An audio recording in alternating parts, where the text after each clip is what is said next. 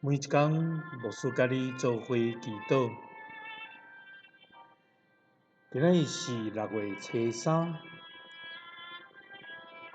诗篇34篇第60安尼讲：一个困苦的人求救，耶和华听见，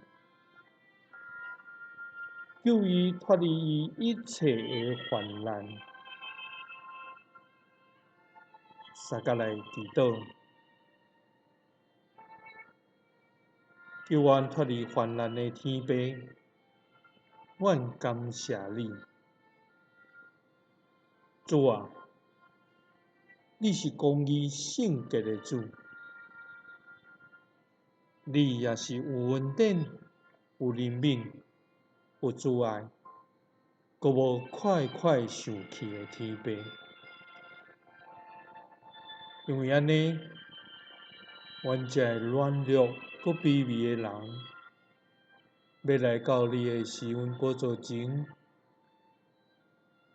恳求你来听阮祈祷甲恳求的声，因为你是听困苦人祈祷的上帝。主啊，你本是好，伫患难的日临到的时，求你成做阮的保护，因为你知影阮是投靠你的。你应允阮，今仔困苦阁欢喜投靠你的人，你要听阮祈祷的声，因为你救阮脱离一切的患难。祈祷是奉主耶稣基督的圣名，